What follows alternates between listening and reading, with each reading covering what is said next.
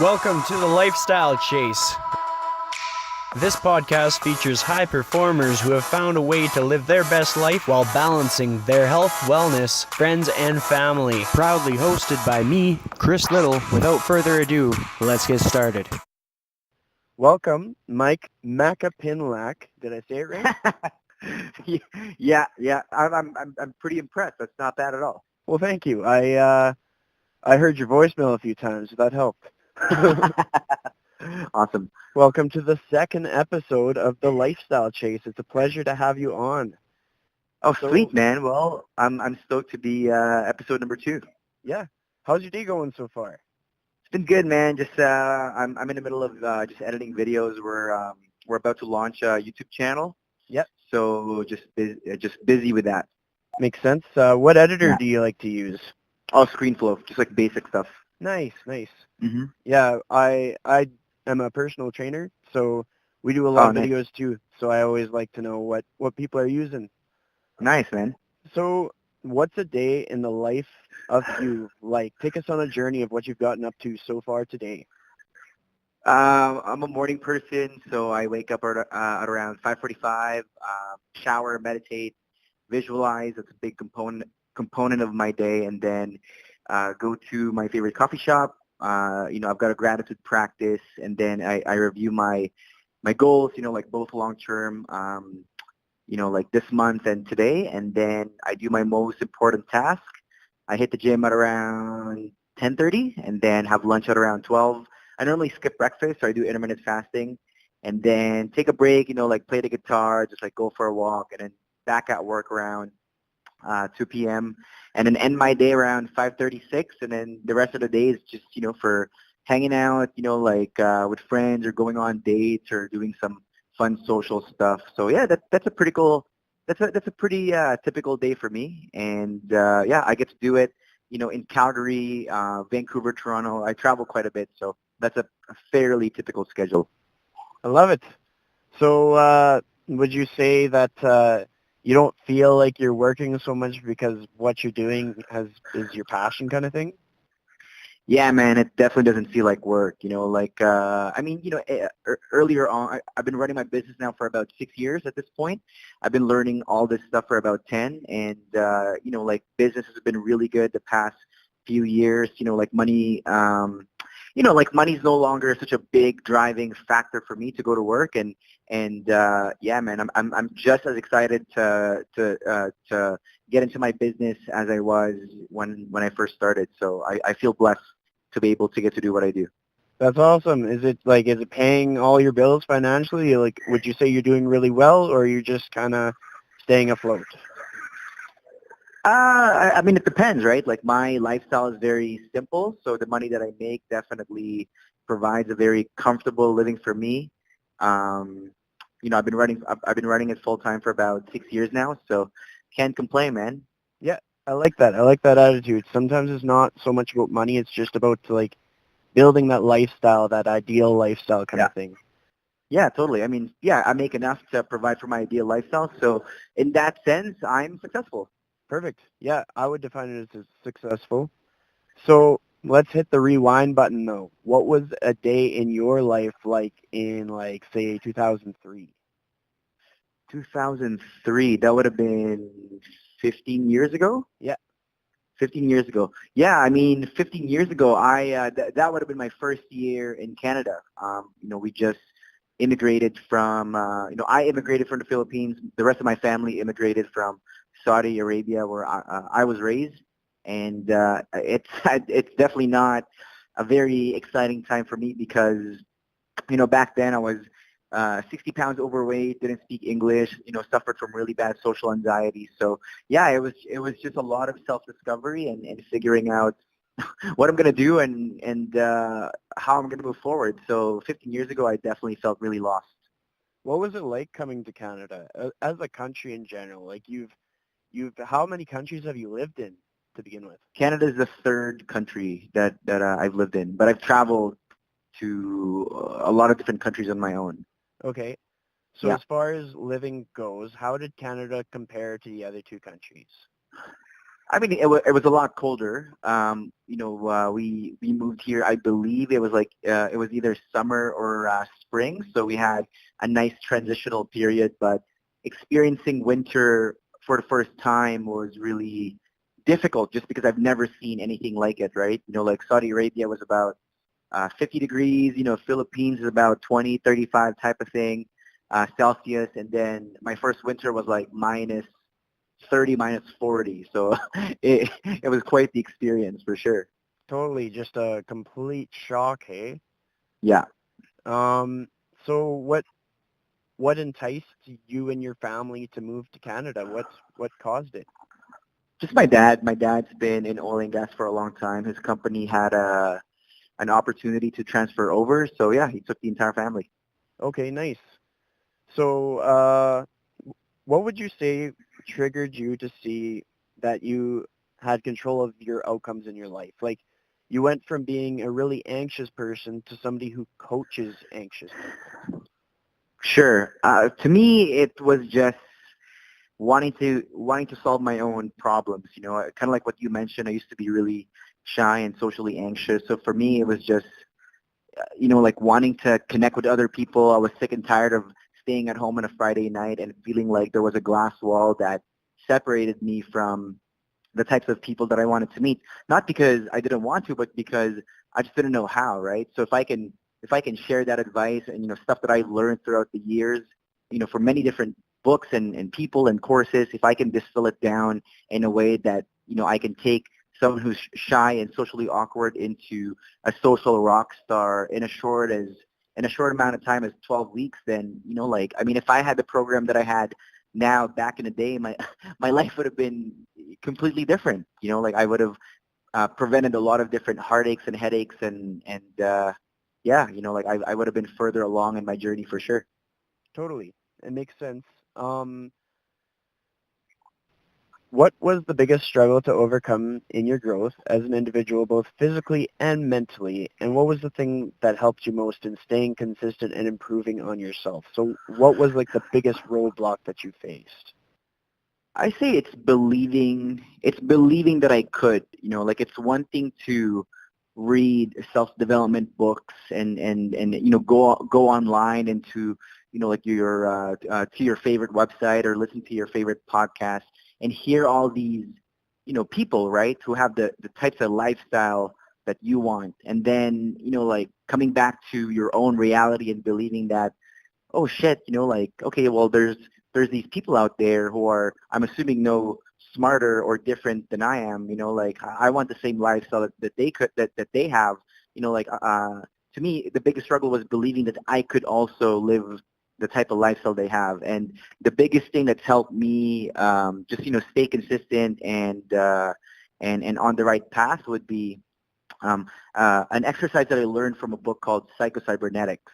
So if you don't know what that is, like it's what I must have, I mean, I've read that book multiple times. I have it on audio. I used to listen to it, like almost every other day, right? The whole book is about uh, the psychology of positive self-image. So there's an exercise that I do every morning where, I close my eyes, I meditate just to like relax my mind, and then I play a movie of what my perfect day looks like, like what kind of body I have, what kind of style I have, the types of business that I run, how much money I make, who I am, the types of relationships that I have, the kinds of friends that I have, like the all the fun activities that I get to have. So I play that movie in my head and I picture myself as if I'm already that person today, right? So that's a very consistent practice that I've done 6 years ago, 7 years ago, maybe even 8 years ago, and I still do it today. I haven't missed a day. That's a very critical thing that sets me up for a successful day on a regular basis. So just like visualization and like creating what it looks like Yeah, in your definition. consciously, deliberately creating the type of life that I wanted. So it's no surprise that I can pack up and go whenever I want. Like I have a very distinct look. Like I perform really well at the gym, and like I've dated some amazing people, and I've got massively influential friends because that's the type of lifestyle that I've pictured myself over and over again. So because I've conditioned my mind to seek that, like the right actions and the right emotions come to me, and when the opportunity presents itself, I'm able to recognize it very quickly because I've trained my mind to look for those things. I love it. I love it. And plus, like, being with your social network, that's going to only leverage your growth. Like, you're the product of your 5 closest people. And I'd For sure. imagine your 5 closest people are pretty badass, hey? They're pretty badass, man, for sure. That's awesome.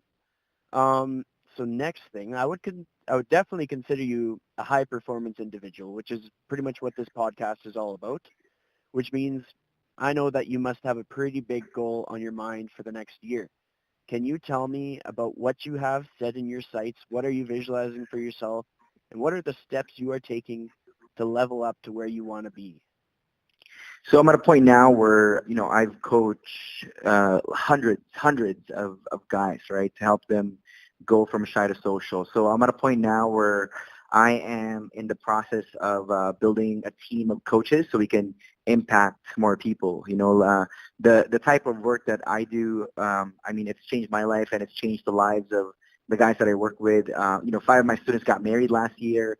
I've had guys who were depressed and suicidal because they're so lonely to now, they have thriving social lives, like they're going out again, they're meeting people, they're actively dating, if I can impact more people, like that's the type of legacy that I wanna leave, right? So I'm at a point now where I'm creating documents and processes so I can train coaches to teach the program that I've created. So yeah, starting a YouTube channel for the fourth quarter of the year, continuing on the podcast, and then doing more live events. So a big one next year will be to do an in-person summit where like we invite different speakers to talk about how to succeed in your personal, romantic, and professional lives. Uh, you know, um, uh, you know, style experts, career experts, mindset experts, that kind of stuff. And yeah, man, just like keep serving more people, and changing lives. That's a big focus this year and moving forward. I love it. It's very similar to the mindset of a personal trainer, so I can totally relate. Um, what would you say has been your best tool for networking? Has your podcast helped you out quite a bit? Tool, you mean like the stuff that I use to Like, meet people, or like? how have you made the most uh, high performance friends, the friends that have helped you level up the most? To me, I say it's just a mindset of service, right? Instead of, I think a mistake that a lot of people commit when it comes to networking with these individuals is, they're thinking like, what can I do for me? Like, how can they promote me to their network? How can I get on their podcast? Or like, how can they, promote me to their social media followers? Like that. In my opinion, that's the wrong approach, right? Like you have to come in with a giver's mindset. What can I do for you? How can I help you, right? And all of the, especially when I was starting out, man, like I was massively just giving value to my earlier mentors. Like I had, because think about it, like if you're good at one area of your life, chances are, like you have some other areas in your life that you're kind of lacking, right? My first mentor back in the day, very good in business, but he wasn't he was in poor shape. So I took him to the gym. My other mentor, again, really good in business, but he was poorly dressed. So I took him shopping, right? The other mentor that I had, he just didn't have a lot of time, right, to create content. So I was a ghostwriter for him. I wrote his content, so that's a big thing that I did, like figuring out what are some ways that I can make their lives better, because trust me, like if you find a way to make a difference in someone's life, whether they're influential or not, like that person will remember you for the rest of their lives, and they will find ways to not just reciprocate, but also, add value to you in more ways that you can ever imagine. So I say like a service mindset and a giving mindset, that's the most important tool that I have, and everything else is easy, right? Whether it's Instagram or podcasting or Facebook, like that's all easy. That's all that's all minor stuff. The biggest thing is again, having that giver's attitude. I agree. That's awesome. That's kind of the direction that training is going. Like the successful trainers are putting out so much free stuff, and people are like, why? Why are you putting all that time, that effort to just give people things for free? Like there's times when I've brought people into the gym and basically given them a completely free session just because I want to help them at least just one time. And I agree, like that provides so much more value, and it's reciprocated or it's remembered. It leaves a mark. So Exactly. I love that answer. Uh, Transitioning, a nice little segue into fitness. I know that fitness is definitely a priority in your life. I heard in one of your podcasts your deadlift number is pretty high. Did social confidence come as a byproduct of a healthier lifestyle, or did you develop a healthier lifestyle as a result of being more socially confident? That's a great question. So kind of, backtracking a little bit to my story, I did mention that I used to be 60 pounds overweight, right? And I don't know about you, but it's hard to stand in front of a mirror and tell yourself you're attractive and you're sexy when the reflection that you're seeing, it's not congruent with that, right? So my first segue into personal development was actually in the gym. Like I started to like there wasn't much that I can do about my height or my skin color or, like my face to a certain extent. But, I was really excited to know that I can change my body and I can change how I looked. So I spent about, a solid 2 years just, being consistent, going to the gym, eating healthy, really immersing myself into health and fitness, reading every article that I could about like how to eat properly, different training styles, stuff like that. And, as a byproduct, as my waist decreased, my confidence increased, right? Because now I'm seeing, like girls were starting to check me out and like my clothes fit me better, like I'm able to wear slimmer fitting jeans and, tighter shirts and finally, I started to really like the person that I'm becoming, and I can see that in the mirror. And also, the gym has taught me a lot of really important life lessons, right? Like goal setting, consistency.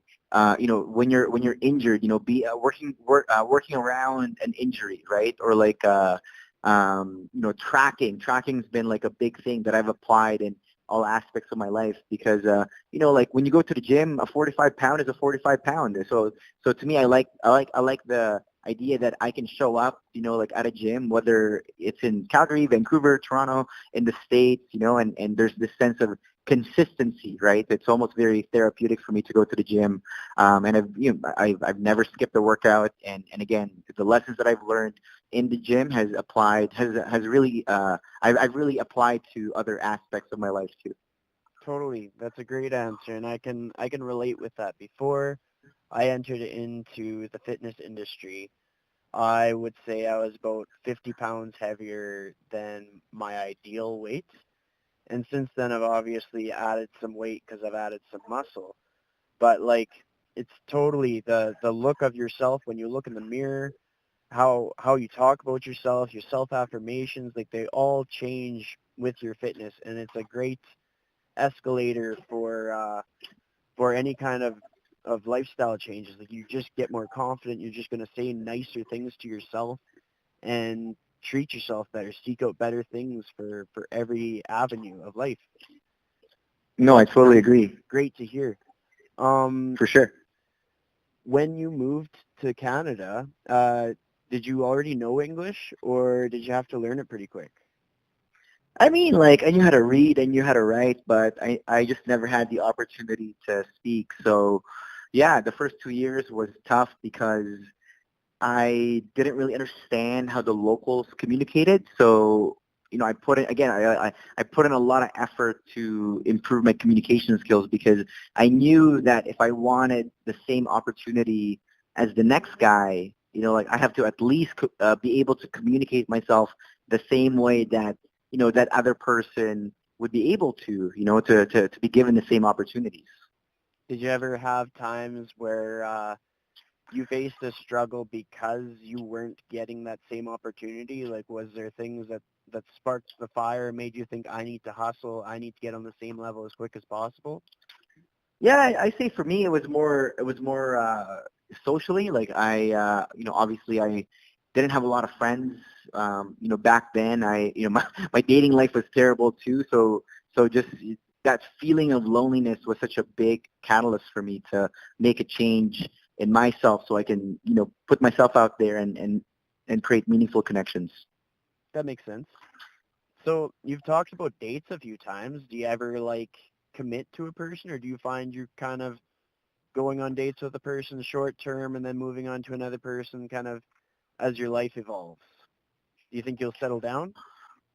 No, absolutely. And to me, it's about just meeting someone who I have a lot of things in common with.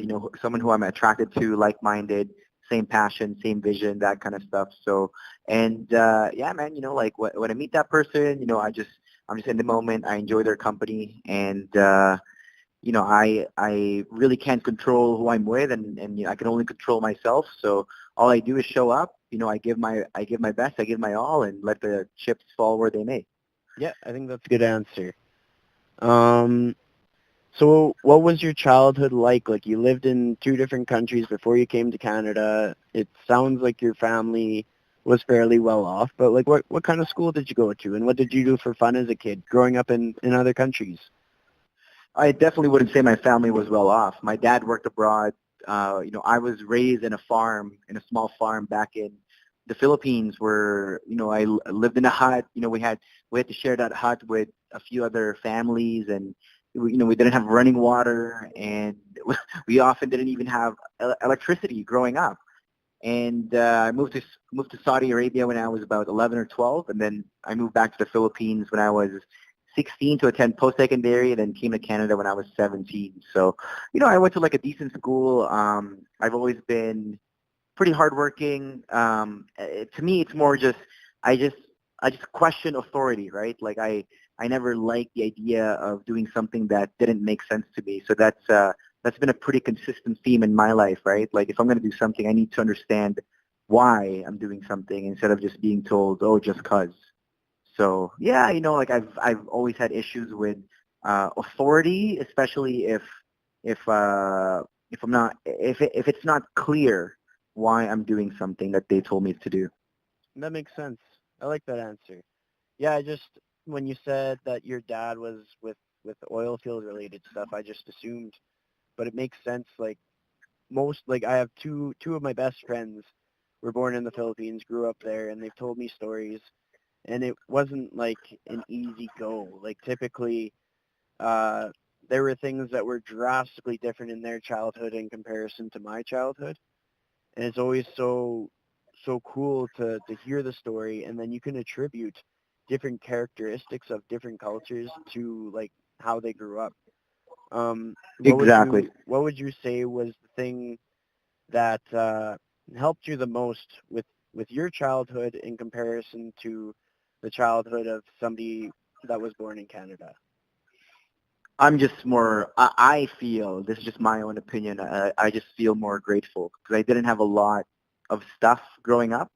So coming to North America, having clean tap water, like I couldn't believe people could drink tap water here because that's impossible back home. Like you could not drink tap water. It's like you turn on the faucet and it's bronze, right? Like Yeah, it's not safe to drink tap water.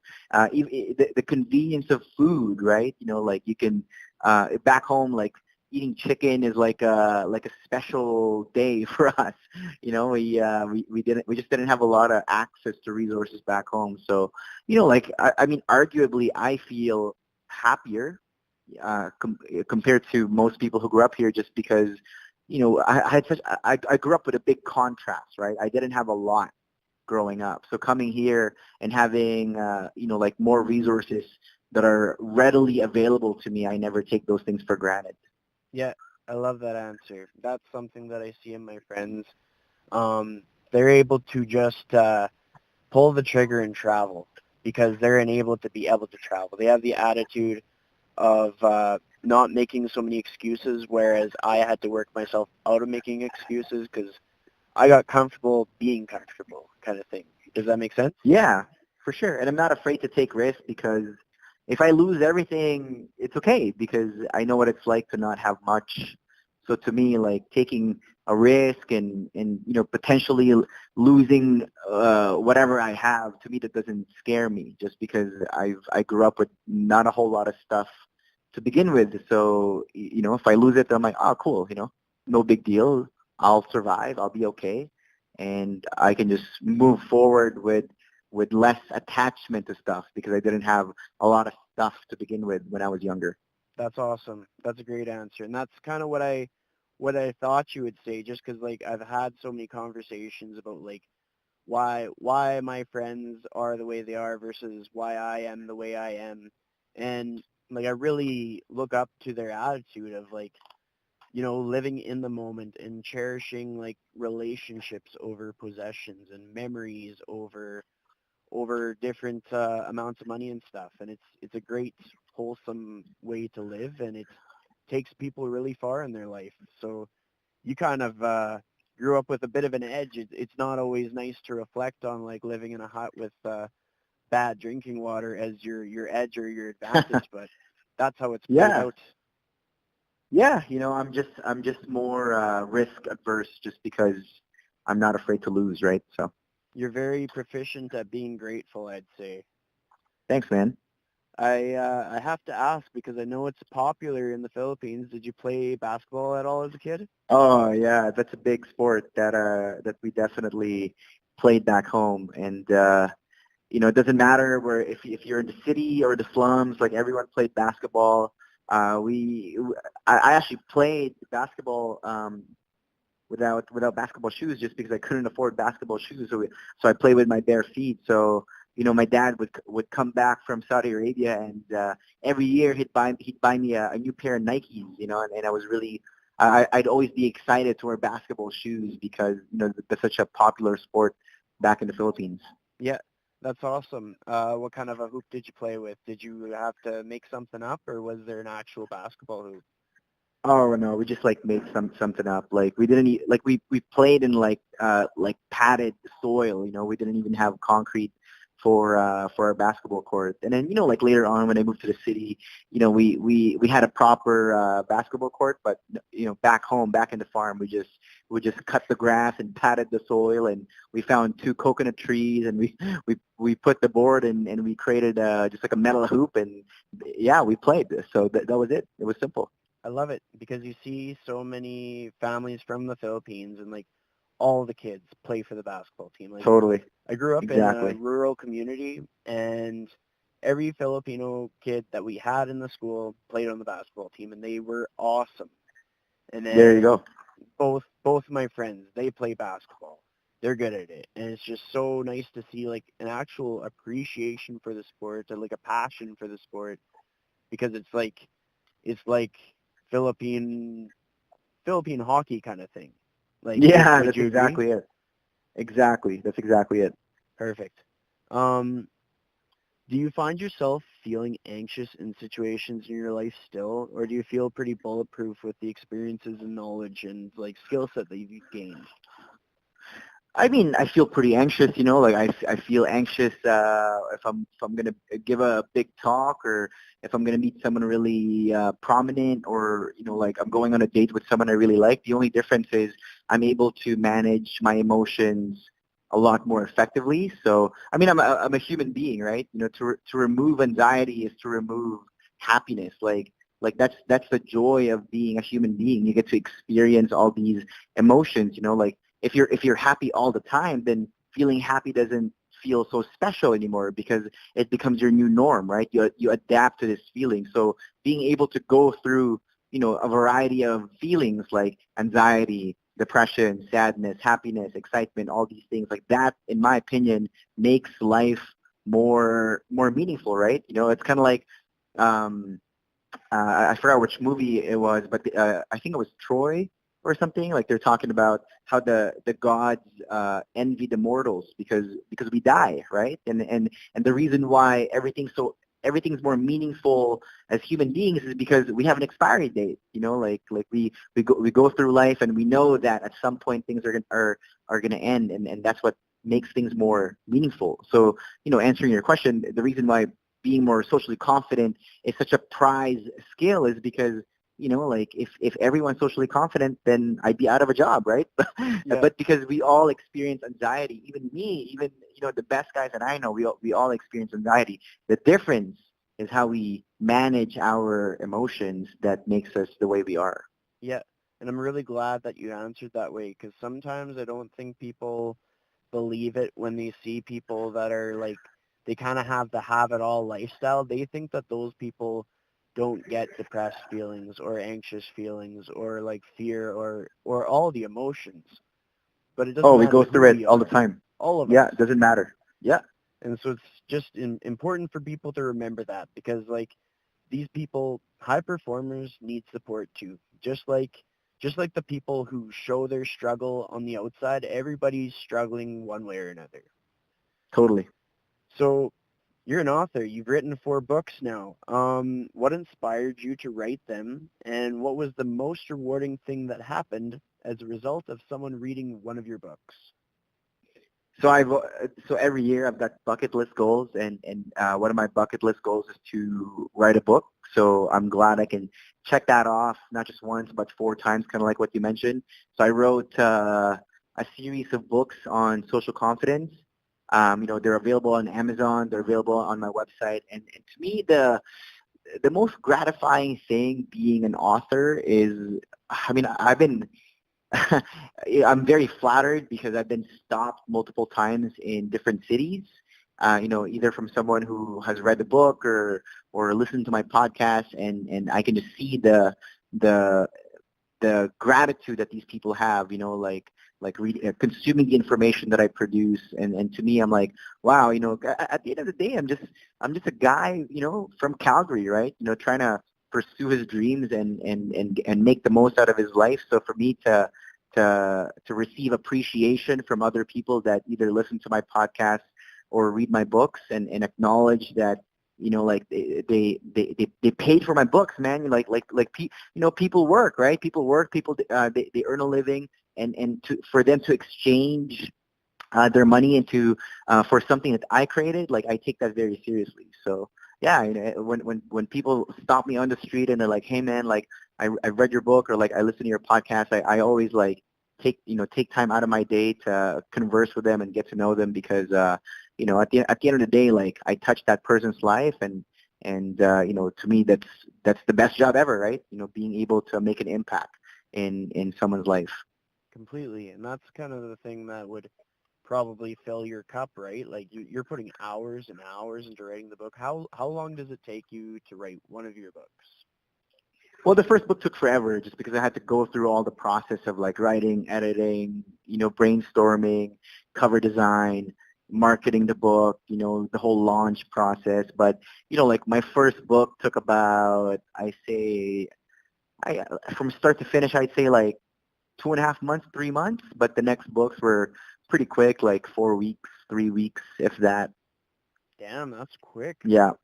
Uh, Yeah, that's just how I work, right? Like once I go through something once, I create a process, and then things become pretty standard after that. So, like right now I'm editing videos. It took me a while to like edit the first video, but the second video was pretty straightforward.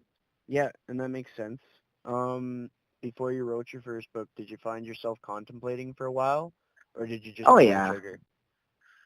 It, I did sit, I sat down for a bit. I contemplated, like what I want this book to be, the title, how it's going to, play within my business, stuff like that. And I think that's the part that took me a while. The writing the book wasn't hard. It's trying to see how it fits in with the overall picture.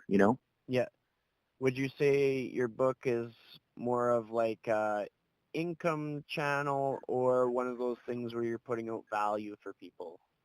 It's both, right? I mean, Yeah. I'd lie to you if I say I don't appreciate the royalty checks that I receive from Amazon. Of course I do, and at the same time, I do I feel flattered when people buy my books, and to me, I've had many students convert from the books, right? So obviously, they see enough value from what they've read that they want to take their learning to the next level, which is to work with me privately. That's great. I love it. I think I know quite a few people who either should write books or have been thinking about writing books, and just hearing it from somebody who has is probably fairly encouraging, just knowing that it can happen and knowing that like sometimes you just have to take something that you're not quite sure about and just run with it. Yeah, and give yourself permission to make mistakes, right? I think a lot of people, um, their desire for perfection is what holds them back from getting started, and that's not, to me, like, I just budget, a period of time where I'm going to be awful at something. For example, since this is a fitness podcast, recently I had to retrain my deadlift because, I've been deadlifting with a belt and straps, and I do a touch and go style. But then my best friend who's also a personal trainer said you should train without any equipment, no belt, no straps, and you should do like a stop and go instead of a touch and go. So I had to like lower the weight, right? I had to lower the weight significantly because I'm retraining my deadlift with this new technique and new form, and it was tough, right? But I've been doing this new form now for about 8 weeks, and the numbers are starting to go back up again. So yeah, if you're starting with anything new, whether it's wanting to go out and meet new people or write a book or get in shape, just give yourself a period of time where you're going to suck, and Yeah, that's going to be okay, you gotta and that's embrace normal. the suck, hey? Yeah, like you have to account for the fact that you're not going to be good at anything when you're starting out. Like right now, video editing, I'm terrible, right? But obviously, the more I do it, the more videos I produce, the more videos I edit, I'm gonna get good at it. The same as my podcast, right? I'm on episode, during the time of this recording, I'm on episode 92. Best believe my first episode was was not as good compared to my 92nd episode. Yeah, and that's kind of the stance that I take on podcasting. My first episode, I got feedback that the microphone was too quiet.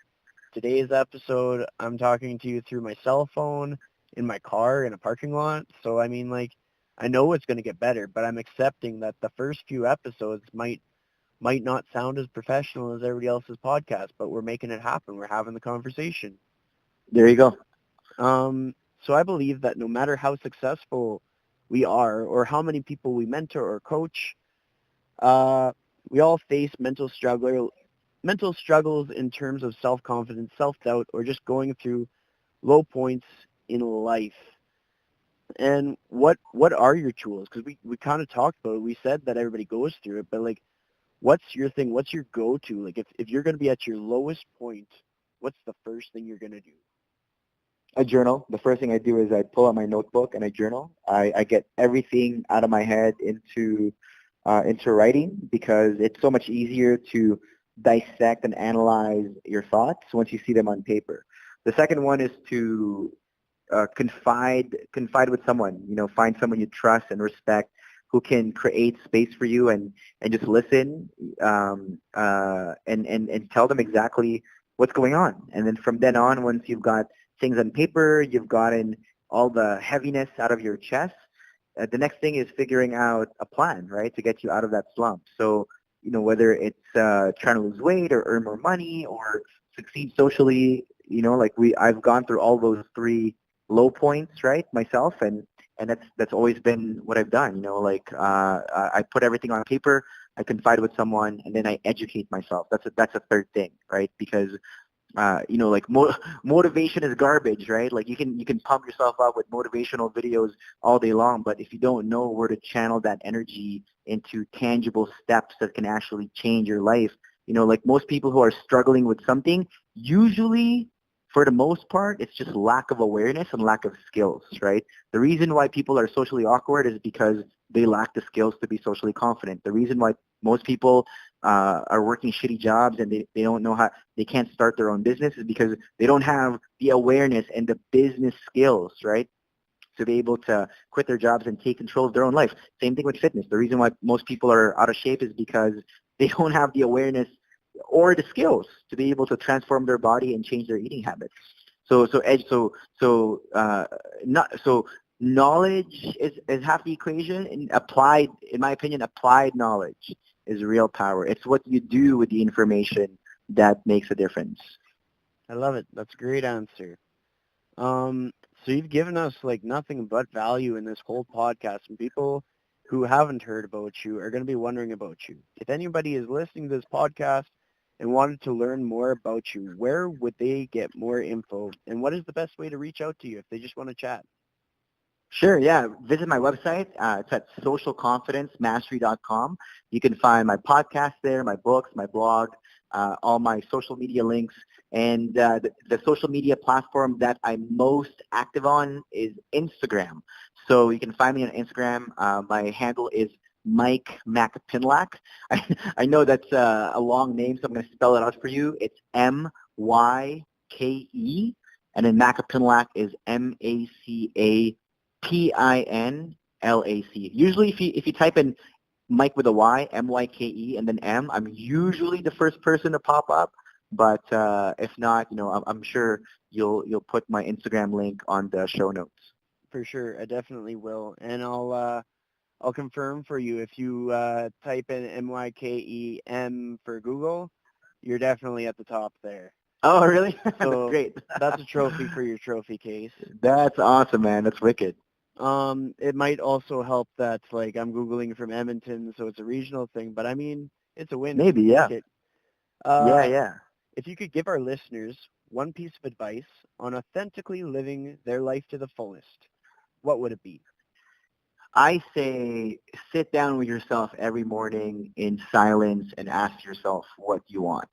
That's got to be the most important question you can ever ask yourself. Sit down in silence, ask yourself, what do I want? What do I want my life to look like? What do I want my body to look like? What kind of relationships do I want? What kind of business or lifestyle, or career do I want? Because if you don't know what you want, then it's so easy to compare yourself to other people. But once you've taken the time to define your own goals and your own core values, then all of a sudden you stop caring what other people think of you.